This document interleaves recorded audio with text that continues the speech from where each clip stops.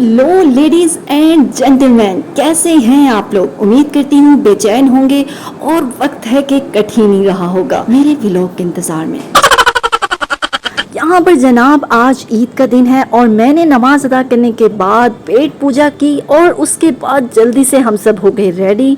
और रेडी होने के बाद हम इन लॉज की तरफ चले गए।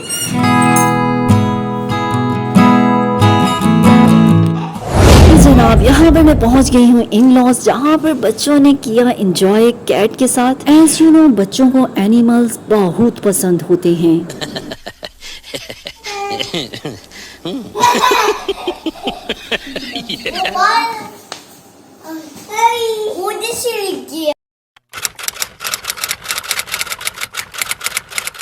जनाब अब कुछ घंटे स्टे करने के बाद हम आ गए हैं मुन्ने के अब्बा के इन लॉज की तरफ, क्योंकि अब इनकी बारी थी। और यहाँ पर पहुँचते ही मैंने किया अपना फोटोशूट और उसके बाद गपशप लगाने के बाद, क्योंकि रात काफ़ी हो गई थी तो इसलिए हम सो गए। और अगले दिन शाम को हमने मुल्तान DHA ज़ू जाने का प्लान किया। जी हाँ, अभी हम वहीं पर जा रहे हैं। आज ईद का है 3rd डे और हम यहाँ पर 2 गाड़ियों में लोड होकर आए हैं, जिनमें मामा, बाबा, भैया, भाभी और हमारी फैमिली और चुन्नू मुन्नू बेबी।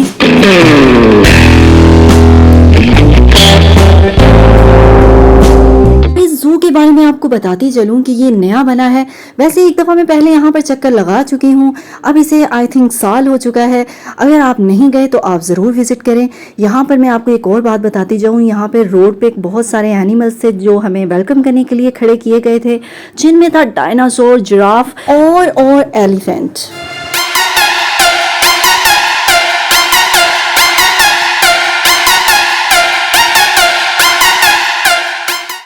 चेक करें ज़रा रोड्स। ओह नहीं, इंची टेप से चेक नहीं करना, खूबसूरती चेक करें भाई।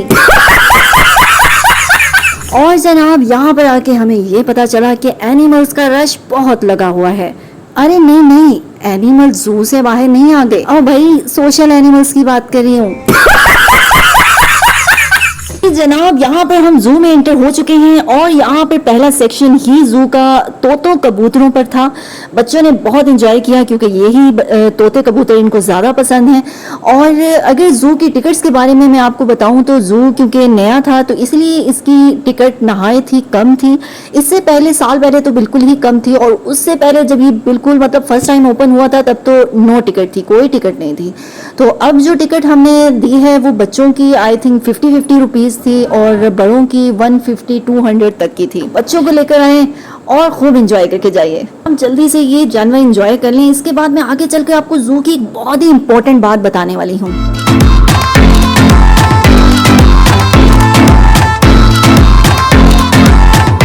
जी लेडीज एंड जेंटलमैन, जू की इंपॉर्टेंट बात वो ये थी कि यहाँ पर बच्चों के गुमने के बाद ऐलान चिलान का भी बंदोबस्त किया गया है। यानी कि जिनके बच्चे गुम हो जाते हैं उनके लिए यहाँ पर ऐलान किया जाता है ताकि वो बच्चों को उनके पेरेंट्स के साथ मिलवा सकें। लेकिन ये बात खतरनाक है, अगर आपके बच्चे यहाँ पर आपसे बिछड़ जाते हैं तो फिर, क्योंकि जू से बाहर कोई भी आपके बच्चे को आसानी से लेकर जा सकता है, क्योंकि यहाँ से निकलते वक्त कोई किसी से नहीं पूछता कौन सा बच्चा किसका है किसका नहीं है, कोई किसी को किसी से सरोकार नहीं होता।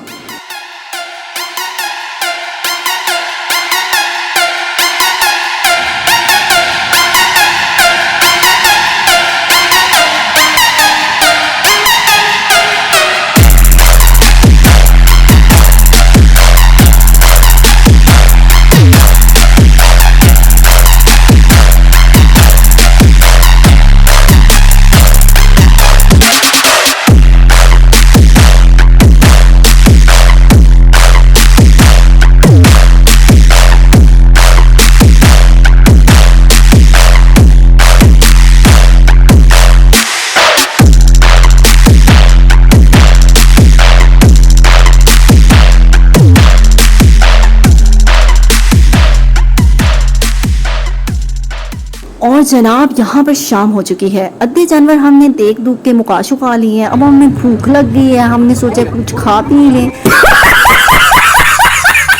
और यहाँ पर हमें लातादाद किस्म के जंपिंग कैस्टर नजर आते हैं जिस पर बच्चों का रश भी बहुत ज़्यादा होता है। इसलिए हमने इन जंपिंग कैस्टर के करीब ना जाकर एक जुर्रतमंदाना फैसला किया।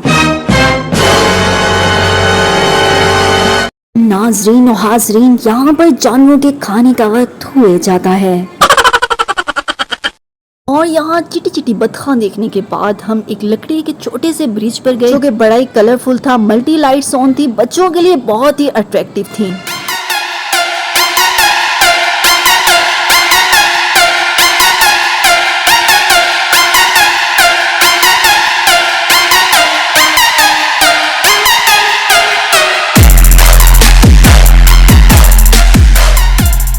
और यहाँ पर बच्चों के मामू उन्हें जानवरों से इंट्रोड्यूस कराते हुए मुलाहिजा फरमाइए।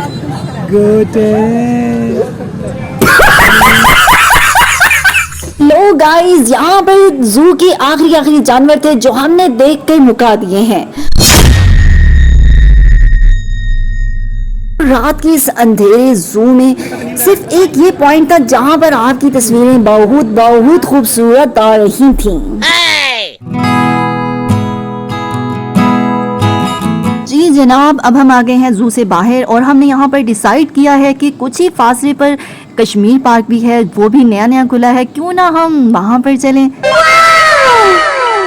और यहाँ पर मुझे व्लॉग बड़ी जोर से आया हुआ था तो मैंने सोचा क्यों ना व्लॉग को बढ़ाया जाए और आपको कश्मीर पार्क की भी सैर करवाई जाए।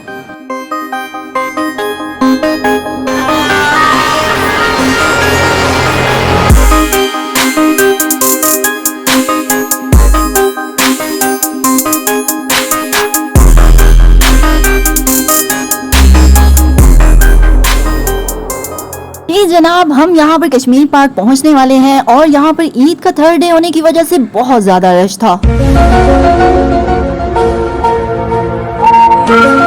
हेलो जी, असी पहुँच गए हैं कश्मीर पार्क और यहाँ पर पहुँचने के बाद हमें पता चलता है जनाब यहाँ पर इतना रश है, ये देखें जनाब। और यहाँ पर आए हुए लोग इतने सादा थे, उन्हें देख के लग रहा था कि वो इर्द गिर्द के सारे गाँव के लोग यहाँ पर आ गए हैं। बहुत रश था, पाँव रखने की जगह नहीं थी, जिसके लिए बच्चों के लिए भी सेफ्टी के लिए सही नहीं था और फीमेल्स के लिए भी मुझे बिल्कुल बेहतर जगह नहीं लग रही थी। इसी वजह से हमने वहाँ से वापसी का इरादा किया और रॉयल ऑर्चर्ड की तरफ रवाना हो गए क्योंकि पेट पूजा भी करनी थी, भूख बहुत ज़्यादा लगी हुई थी। और यहाँ पर बच्चों के मामू बच्चों को झूला झुलाते हुए मुलाहिजा फरमाइए।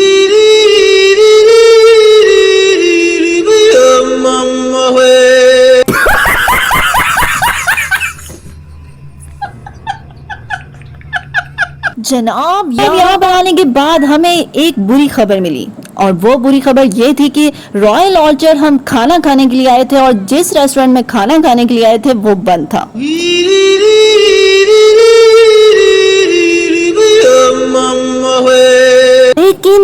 लेकिन हम बिल्कुल नहीं घबराए क्योंकि यहाँ पर बहुत ही शांति, बहुत ही सुकून था। ये ग्रीनरी आंखों को एक अलग ही ताजगी बख्श रही थी, जो मैं आपको अब वो व्यू दिखाने वाली हूँ जिसे देखकर आंखों को एक अलग ही तस्कीन मिल रही थी। जी हाँ, ये है वो व्यू।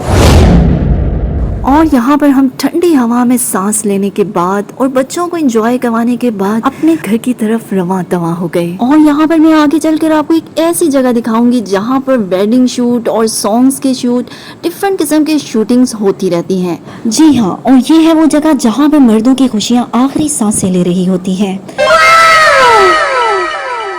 यहाँ पर मर्दों की खुशियों के साथ ही व्लॉग को एंड करते हैं।